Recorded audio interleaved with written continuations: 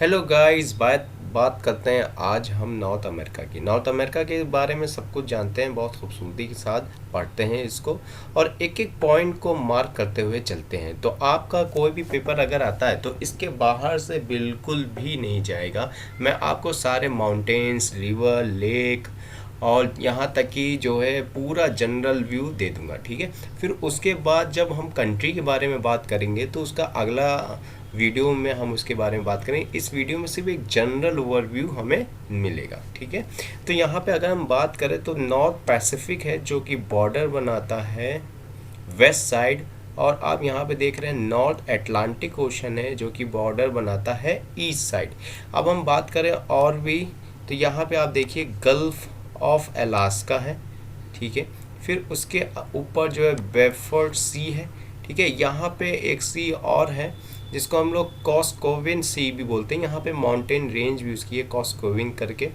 इसके ऊपर यहाँ पे आर्टिक ओशन है, ठीक है। ये तीन ओशन से घिरा हुआ है। एक नॉर्थ पैसिफिक है, एक नॉर्थ अटलांटिक ओशन है, एक आर्टिक ओशन है, ठीक है। ये यहाँ पे लेब्राडोर सी है, एक और सी है यहाँ पे पड़ती जो कि जिसका कोई बॉर्डर नहीं है, कोई भी कोस्ट नहीं है। इस सी को हम लोग बोल देते हैं सरगैसो सी।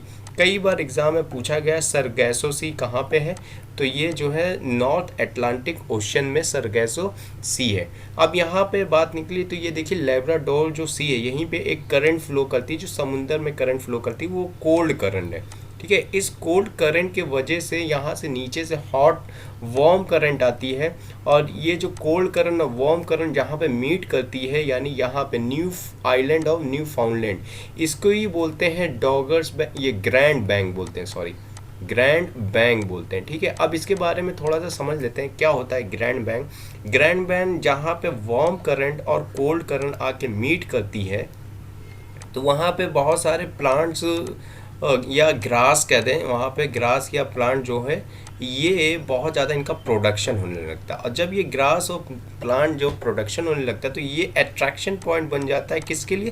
फिश के लिए बन जाता है। तो यहाँ पे फिश आके जो है बहुत सारी फिश पाई जाती है, इसलिए इसको बैंक के नाम से जाना जाता है। यहाँ पे ग्रैंड बैंक है, और यूके के पास, यूनाइटेड किंगडम के पास जो है डॉगर बैंक है। इस तरह से जहाँ जहाँ ये कोल्ड करंट और वार्म करंट आके मीट करती हैं उस तरह से इसको बैंक बोल दिया जाता है। अब इसमें हम बात करें कि ये बाउंड्री कैसे कैसे बनाता है, तो यहाँ पे देखिए ये जो रेंज गई ये कनाडा को और यूएसए को अलग करता है।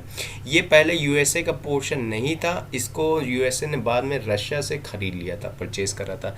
यहाँ पे अगर हम बात करें तो देखिए एक लाइन गई होगी पतली सी, ये डिवाइड करती, इसको हम लोग बोलते हैं 49 डिग्री, ठीक है। ये सेपरेट करती कनाडा और यूएसए को। फिर उसके बाद अगर हम बात करें तो यहाँ पे एक रिवर है जो कि अलग करती है, जिसको हम लोग बोल देते हैं कोलोराडो रिवर, ठीक है। कोलोराडो करके रिवर है, ये रिवर सेपरेट करती है इन दोनों को, मैक्सिको को और यूएसए को। अगर हम बात करें यहाँ पे लेक की तो सबसे ऊपर जो लेक आ जाती है, जैसे कि यहाँ पे लेक आपको दिख रही होगी, ठीक है। ये लेक बियर है, ठीक है। लेक साल्ट है, लेक स्लेव है, ये यहाँ पे ये लेक है, ठीक है। विनीपेग लेक है, ये विनीपेग लेक है। एक बहुत फेमस लेक है जो कि वहाँ पे पेट्रोल भी पाया जाता है, अटाबस्का लेक करके, ये लेक है, अटाबस्का लेक है, ठीक है। फिर ग्रेट लेक्स हैं, जैसे कि सबसे पहले जो मीठे पानी की झील दुनिया की सबसे बड़ी वो है लेक सुपीरियर है, ठीक है। फिर उसी के नीचे है लेक मिचिगन। मिचिगन जो लेक है वो पूरी तरह से यूएसए में आती है, ना कि कनाडा में, बाकी कनाडा में आती है, ठीक है। इसके बाद जो आ जाती है वो लेक ह्यूरन है, लेक ह्यूरन आ जाती है। फिर यहाँ पे ये जो लेक है, ये लेक जो एरी लेक है, ये जो लेक है यहीं पे एक रह गई, ये एंटोरियो है, ये यहाँ पे एरी है। यहीं पे डिट्रॉइट शहर है जो कि ऑटोमोबाइल्स के लिए बहुत ज़्यादा फेमस है। आप यहाँ पे देख रहे होगे एक लाइन पतली सी जा रही है, इसको हम लोग बोलते हैं सेंट लॉरेंस रिवर।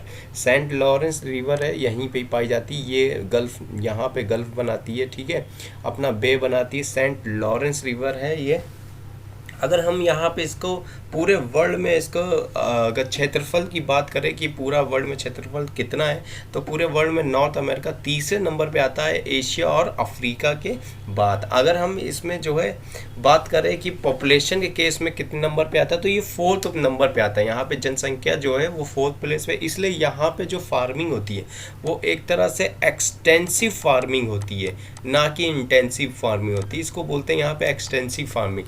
अब ये एक्सटेंसिव फार्मिंग क्यों बोलते हैं? एक्सटेंसिव फार्मिंग का मतलब है कि यहाँ पे जो किसान है, जो फार्मर्स है, उनके पास लैंड एरिया बहुत ज़्यादा है एज़ कंपेयर करें इंडियन के फार्मर्स को, ठीक है। यहाँ पे लैंड एरिया ज़्यादा है, इसलिए एक्सटेंसिव फार्मिंग बोल दिया जाता है, ठीक। अब अगर हम बात करें यहाँ पे माउंटेन की, तो सबसे पहले माउंटेन के लिए हमें यहाँ पे लेफ़्ट साइड में चलना पड़ेगा, ठीक है। तो यहाँ पे एक माउंटेन पाया जाता है जिसको हम लोग इस नाम से जानते हैं कॉस्कोविन। यहाँ से ही स्टार्ट होता है कॉस्कोविन, और यहाँ पे बे भी पाई जाती है, बे, ठीक है। वो कॉस्कोविन और ये बे, कॉस्कोविन बे पाई जाती है। माउंटेन रेंज भी है यहाँ पे, ब्रूक रेंज है, ब्रूक रेंज आप देख रहे होंगे, ये है, ठीक है। अलास्का है, ठीक है। यहाँ पे ही जो है यूएस, यहाँ पे जो है अमेरिका की सबसे हाईएस्ट पीक पाई जाती है, जिसको हम लोग बोलते हैं माउंट मैककिनले, माउंट मैककिनले पाई जाती है, ठीक है। ये जो माउंट मैककिनले है इसी को बोलते हैं देनाली, इसका नाम चेंज कर दिया गया। इसकी हाईएस्ट पीक, यही हाईएस्ट पीक है। ये कहाँ पे पाई जाती है? अलास्का रेंज में पाई जाती है, और इसकी रेंज कितनी है, मतलब कितने पीक है? 194 मीटर लंबा है ये माउंटेन, माउंट मैककिनले। अगर हम इसी में और बात करें तो इसी से नीचे चले आइए तो रॉकीज़ माउंटेन पाए जाते हैं, ये रॉकीज़ रेंज पाई जाती।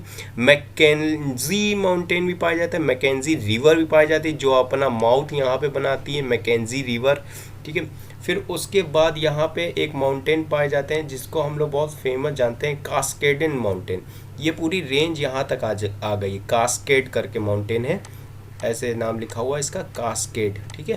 कास्केड माउंटेन है जिसकी हाईएस्ट पीक है माउंट रेनियर। माउंट रेनियर इसकी क्या है? हाईएस्ट पीक है, ठीक है। कितनी है ये भी मैं बता देता हूँ, 3499 है, ठीक है।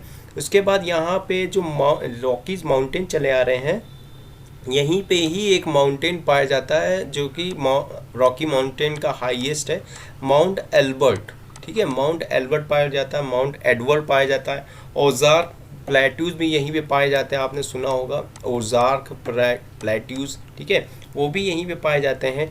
ये जो एरिया है, ये जो बॉर्डर बना रहा है इतना एरिया, ये भी एक माउंटेन रेंज है जिसको हम लोग कोस्ट रेंज बोलते हैं, कोस्ट रेंज, ठीक है। तो हम लोगों ने क्या क्या पढ़ लिया? कास्केड रेंज पढ़ लिया, कोस्ट रेंज पढ़ लिया, और ये रॉकीज़ माउंटेन है ये हम लोग ने जान लिया। इसकी हाईएस्ट पीक हम लोग ने जान ली, माउंट एल्बर्ट है हाईएस्ट पीक।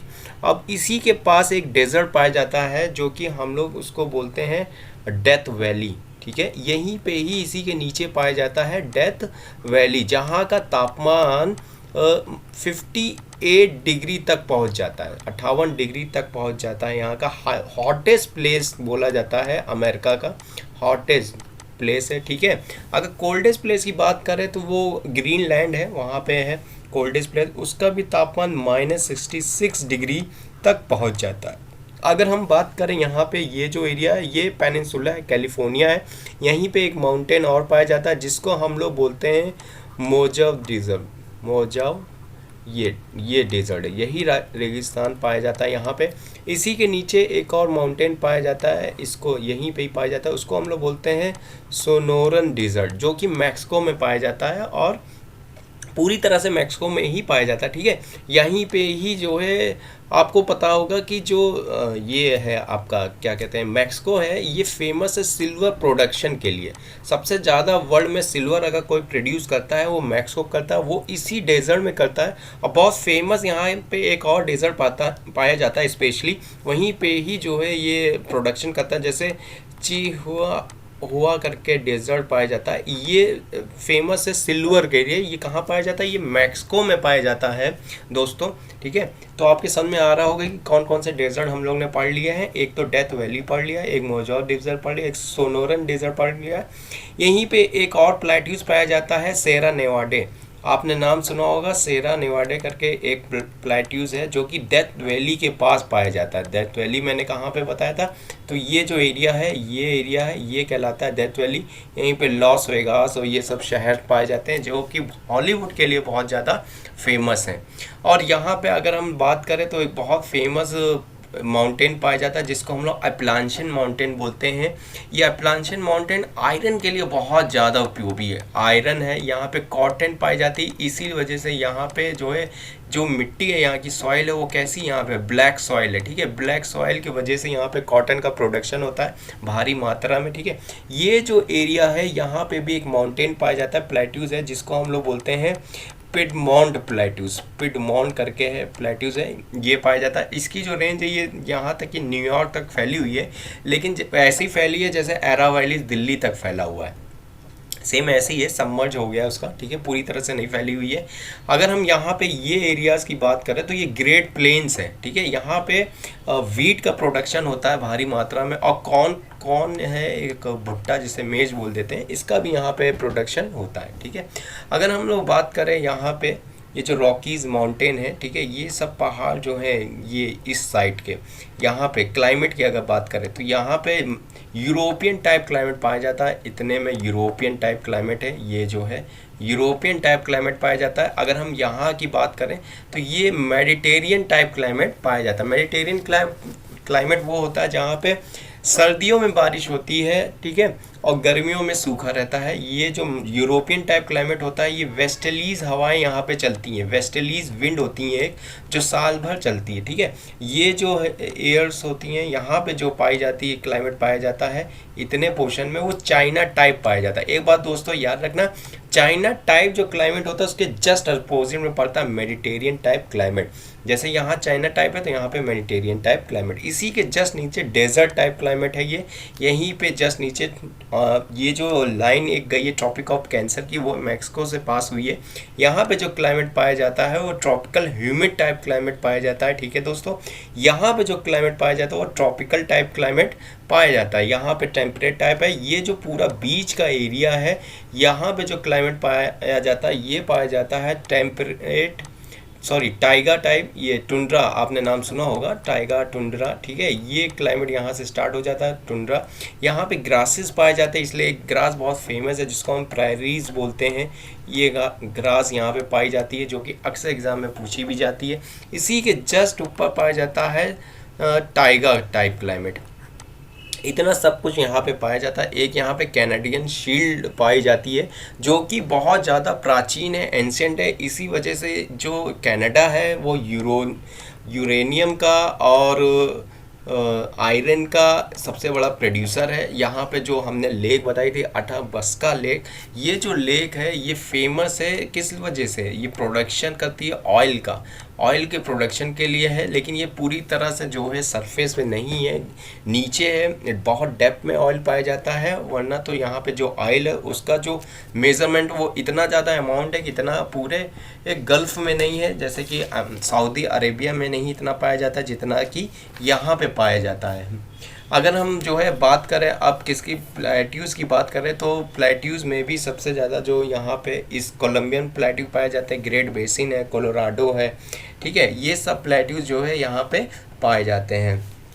अब एक एक रिवर के बारे में मार्क कर लेते हैं। रिवर कौन कौन सी यहाँ पे, मिसिसिपी रिवर है, रियो ग्रांडो रिवर है जो कि बॉर्डर बनाती है मैक्सिको से, सेंट लॉरेंस रिवर हमने आपको ऊपर बता दिया था कहाँ पे, नायग्रा फॉल भी यहाँ पे पड़ता है। वो किस दो लेक के बीच में नायग्रा फॉल है तो याद रखिएगा ओ और ई, ये ओ ई जो है इनके बीच में नायग्रा फॉल पड़ता है, एंटोरियो और एरी। ठीक है दोस्तों, कोलोराडो रिवर है जो कि वर्ल्ड फेमस है, ग्रैंड कैनियन। ठीक है, ग्रैंड कैनियन और होवर डैम, ये दो डैम है। ठीक है, एक है होवर डैम और एक है ग्रैंड कैनियन। दोस्तों ये थोड़ा मैप गंदा हो गया है, इसको बहुत अच्छे से मैं एक एक करके सारे पॉइंट्स लिखवा दूंगा, इसलिए अभी ऐसा मैं जनरल ओवरव्यू दे रहा हूँ। ठीक है, फिर उसके बाद में एक स्पेसिफिक पूरा आपको एक एक मार्क करा दूंगा कि कौन सा प्लेस कहाँ पे फेमस है, किस लिए फेमस है। ऐसे ही यूएसए में भी मैं करा दूंगा ठीक है दोस्तों, अगर हम बात करें आपके इसकी, अगर ट्रांस की बात करें, जैसे एक जगह से दूसरी जगह जाना है, तो आपने ये देखा होगा न्यू फाउंडलैंड आइलैंड है, ठीक है।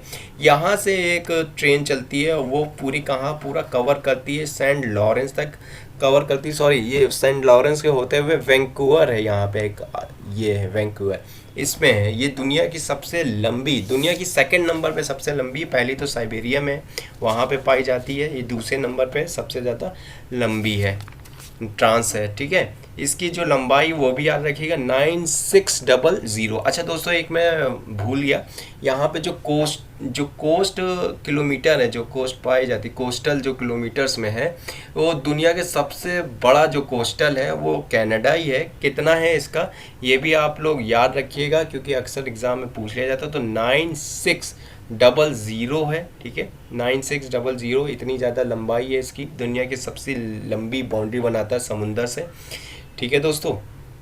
तो ये था मेरा एक तरह से जनरल ओवरव्यू था, जिसके बारे में आप लोग देखिएगा, ठीक है। इसमें मैंने लगभग सारे पॉइंट बता दिए हैं आपको, और इसमें थोड़ा बहुत प्रोडक्शन का रह गया है और विंड्स रह गए, विंड्स भी मैं बता देता हूँ। विंड यहाँ पे जो चलती है वो चलती है चीनूक, जो कि चीनूक को बोलते हैं स्नो ईटर, ठीक है, स्नो ईटर है, ये एक वार्म एयर है।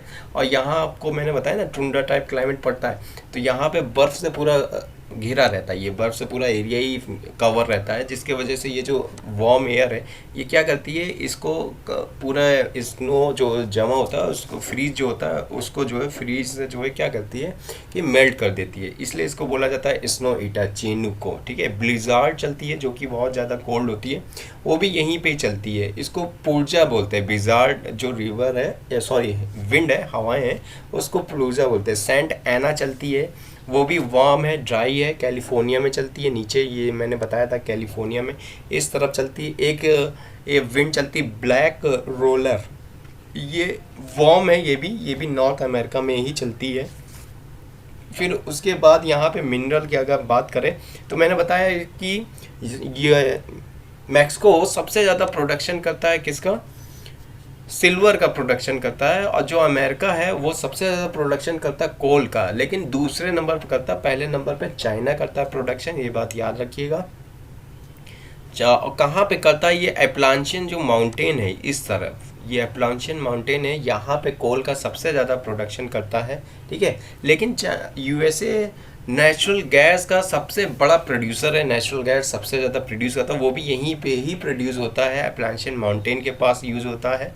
थोरियम का भी प्रोडक्शन करता है कोलोराडो प्लेट्यू के पास, यहाँ पे कोलोराडो प्लेट्यूज़ है, ठीक है, यहाँ पे थोरियम का प्रोडक्शन करता है। हाइड्रो इलेक्ट्रिसिटी के केस में तो यूएसए से बढ़कर कोई नहीं है, क्योंकि यूएसए के पास रिवर भी है और उनका यूज़ करके ये सबसे बड़ा बिगेस्ट प्रोड्यूसर है हाइड्रो इलेक्ट्रिसिटी को लेकर, ठीक है दोस्तों। लेक सुपीरियर जो है वहाँ पे आयरन का प्रोडक्शन करता है, अलाबामा लेक है एक, वहाँ पे भी आयरन का प्रोडक्शन करता है यूएसए, ठीक है। एरिज़ोना स्टेट है, एरिज़ोना स्टेट में कॉपर का प्रोडक्शन करता है, सबसे बड़ा कॉपर का प्रोड्यूसर तो नहीं है, वो तो चिली है, लेकिन यूएसए भी एक आता है उसी में से, ठीक है। एल्युमिनियम का भी प्रोडक्शन करता है, ये जो साल्ट लेक है यहाँ पे करता है, ये कनाडा करता है, ठीक है। यूएस ये जो गोल्ड का प्रोडक्शन होता है वो भी वहीं पे ही साल्ट लेक के पास होता है। आपको मैं बता देता हूँ कुछ फेमस जगह हैं, जैसे कि पिट्सबर्ग है जो आयरन स्टील के लिए फेमस है। पिट्सबर्ग आपका इस साइड पड़ता है, यहाँ की तरफ पिट्सबर्ग है, आप मैप में देखिएगा पिट्सबर्ग होगा। लॉस एंजल्स है जो कि हॉलीवुड के लिए फेमस है, मैंने बताया था ये रहा लॉस वेगास, इसी के पास है लॉस एंजल्स जो कि हॉलीवुड के लिए फेमस है। आपने कई बार देखा होगा हॉलीवुड माउंटेन में लिखा रहता है, यहाँ पे माउंटेन भी सारे पाए जाते हैं, ठीक है, इसलिए। शिकागो जो है मीट प्रोसेसिंग के लिए फेमस है। बर्मिंघम आपने नाम सुना होगा जो आयरन स्टील के लिए फेमस है। सैन फ्रांसिस्को है जो यहाँ पे पड़ता है, यहाँ पे आप देखिएगा मैप में सैन फ्रांसिस्को आएगा, ठीक है, जो कि ऑयल रिफाइनरी के लिए फेमस है, टेक्नोलॉजी इंडस्ट्रीज़ के लिए फेमस है। सिएटल पड़ता है, ये भी यहीं पे, ये सिएटल जो कि लंबरिंग एल्युमिनियम के लिए फेमस है, ठीक है। मॉन्ट्रियल है, मॉन्ट्रियल कनाडा के अंदर है, ये शिप एयरक्राफ्ट के लिए फेमस है। मॉन्ट्रियल की जो कैपिटल है, ठीक है, वो कौन सी है, ओटावा है। क्यूबेक जो है वो इंजीनियरिंग गुड्स के लिए फेमस है। ओटावा जो है पेपर इंडस्ट्रीज़ के लिए फेमस है, ये देखिए ये क्यूबेक है, ठीक है, यहीं पे ओटावा है जो कि पेपर इंडस्ट्रीज़ के लिए फेमस है, हैमिल्टन भी है जो कि आयरन और स्टील इंजीनियरिंग के लिए फेमस है, टोरंटो भी है यहाँ पे जो कि इंजीनियरिंग और ऑटोमोबाइल्स के लिए फेमस है, यहीं पे एक डिट्रॉइट शहर है जो ऑटोमोबाइल्स के लिए फेमस है। ये मैंने आपको बताया था। तो दोस्तों कैसा लगा आपको ये मेरा मैप, आप प्लीज़ इसको कमेंट करके ज़रूर बताइएगा। आज के लिए इतना ही, धन्यवाद।